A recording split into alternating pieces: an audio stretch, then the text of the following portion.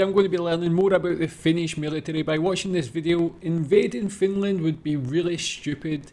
Here's why. So yeah, of course I agree with that. Having learned a lot about the Finnish military, from conscription to the equipment created and used by Finland. Yeah, there's a lot of reasons not to invade Finland, but let's watch this video. You can tell me what you think about it. After about a year of Finland being in NATO, we've witnessed both saber-rattling and threats from their neighbor to the east about why it is a big mistake. Today I'm going to show you that it really isn't, and why attacking Finland, with or without Finland receiving NATO aid, is a really bad idea. Let's go. In December 2023, with Finland having formally joined NATO, Long Table aficionado Vladimir Putin understood that Finland has put an end to working their geopolitical policies around Russia's wants and needs. In his usual bluster, he threatened Finland with unspecified problems, and later announced that he'll put both weapon systems and more troops along Finland's 1,300-kilometer border with Russia.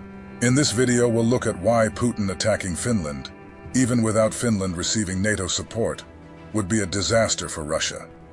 No other European nation is as well prepared for such an event as Finland, and their military strategy is focused on doing what they did in the Winter War, which is to inflict such massive casualties on Russian forces that it would be a non-starter.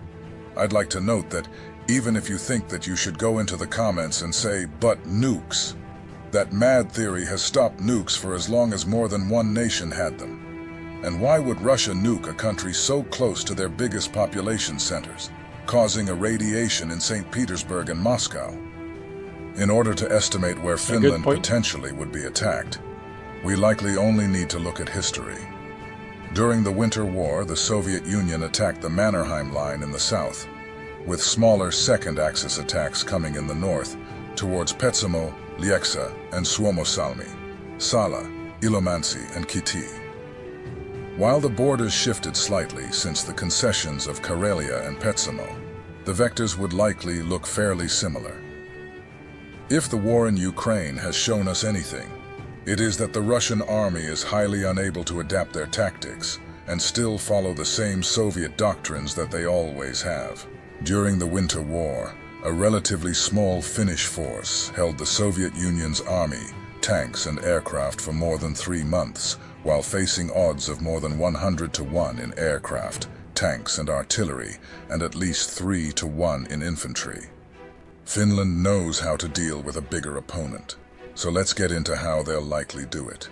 In order to fully understand what sort of undertaking it is to invade Finland, we need to understand what sort of geography is present there.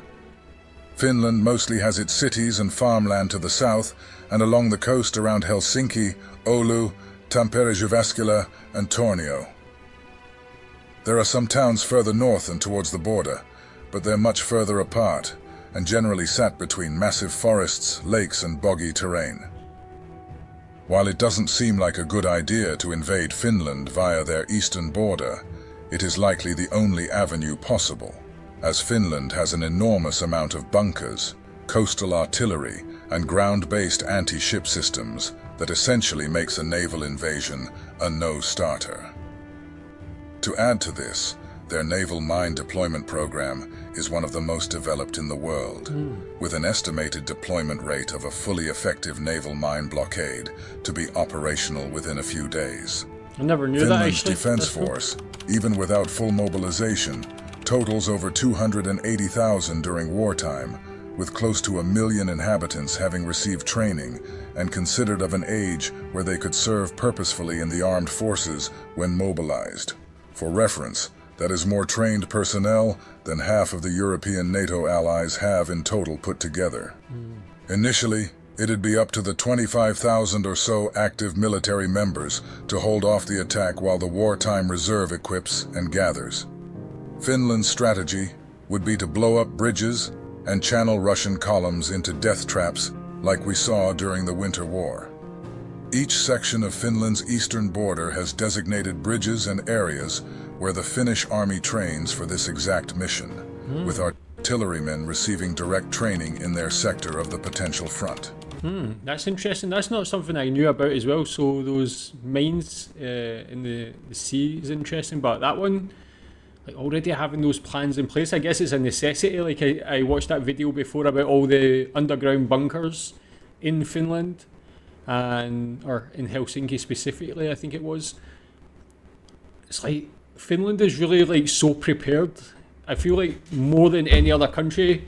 I've seen maybe Poland is the only one, but I feel like Finland has so much more in place. It's like to be prepared for war. Like, tell me again, like maybe if you're in the military, if you knew these things, if you've been trained for that specific scenario. I guess it's kind of reassuring for Finland to be part of NATO and to know that they've got all this in place as another European or another member of NATO, or from a country that's Speaking another of member of artillery, NATO. Finland also has the largest artillery capability in Western Europe. It has a staggering 1,500 or more operational systems on hand for any potential escalation. Finland also has one of Europe's largest stocks of anti-tank capability, and it'd likely be small teams of ATGM squads that would be the first to make contact. These squads would be tasked with taking out the lead and last vehicle in any grouping, forcing the invader to disperse into the boggy terrain. It is what worked really well against the same kind of opponent during the Winter War, and frankly it would prove just as effective today if we judge by similar engagements in Ukraine. The Finnish Air Force would likely be the branch of Finland's defense forces that would struggle the most. Russia's Air Force outnumbers Finland's Air Force by a lot. While the F-18 is a capable airframe, it would struggle to operate in an environment against both anti-air assets and fighter jets in the numbers fielded by Russia. It is also worth noting that any missiles that would get through in the initial stages of any invasion would likely ruin any airfield that houses the F-18s, so Finland would likely scramble to get their jets in the air to intercept missiles and planes. Luckily for the Finnish Air Force, Swedish JAS-39s, Norwegian, Danish, and Polish F-35s would likely be in Finland's airspace within hours to assist. The sensible action here would likely be to utilize Swedish air bases early on to avoid Finnish planes being lost on the ground. Finland's defense ministry estimates that Finland would need to hold out for about 12 hours before considerable air support arrives from their neighbors, and a further 2 to 5 days before Norwegian, Swedish, and NATO quick reaction forces come to their aid. Judging from the preparedness of Finland's population, their overall willingness to defend their country puts them in a great position when it comes to deterring any attack. I mean, that's a really, really high number. I do wonder how that compares to other countries. I feel like in the UK at the moment, it would be a lower than that. I feel like people are not really, they don't have that pride or they don't have that feeling of responsibility. For me, I would definitely put myself in that willing to defend your homeland for sure. Tell me what you think about that. Why is that so high? Is it having to go through conscription and just feeling prepared to do that, to defend the country? Is it just a thing, like a feeling of national pride? Just your feeling like you have to do it? Tell me if you're in that, and tell me if you know anybody that wouldn't be willing to do that and what their reasons would be. Finland's population consistently score the highest in the EU when it comes to willingness to defend their own country with 82%. And that figure is likely to have increased with the latest saber rattling from Putin. It is also worth mentioning that Finland has one of the most extensive bunker and shelter systems out of all nations on Earth, and would likely be able to live through many of the initial missile barrages without much loss of life, as the bunkers were purpose-built during the Cold War against nuclear blasts. It's quite amazing. And as with many of their fellow Nordic neighbors, they've got storage facilities stacked to the brim with food, supplies, and weapons in case of such an event.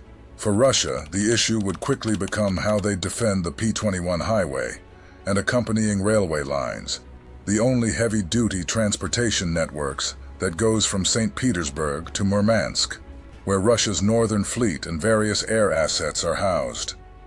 Finland is within GMLRS striking distance of this vital supply line for almost 1,000 kilometers of their shared border. Some well-aimed bunker busters would make resupplying any Russian battle groups north of Lake Ladoga a nightmare. In conclusion, if I were a Russian general, which I am glad I am not, I would be doing anything I could to stop anyone from suggesting an attack on Finland. Not only has Finland strengthened NATO's preparedness, it's increased European NATO abilities, especially when it comes to artillery and infantry by many percent. The only weakness you could potentially find is with their air force, which is quickly being upgraded to F-35s, and with the advent of the combined Nordic Air Force, is not really a weakness anymore. We're all glad to have you by our side, Finland. Before you go, The combined Nordic Air Force, is that like an official thing? Like, if it is, that just makes sense as well, to share resources and help each other in that area. So yeah, really interesting. Again, a lot of those things I already learned, so it kind of just makes sense when you see it all put together like that. Russia would really stand no chance. I mean, that's me as an uneducated opinion, but it seems like with their struggles in Ukraine, like, if they did think about doing anything with Finland, it would just be, yeah, they would just not be able to do anything. It would just be a killer blow for them, to them. So tell me what you think about this. Yeah, if there's anything that's not mentioned on this video that you think is worth knowing, tell me about that as well. Thanks.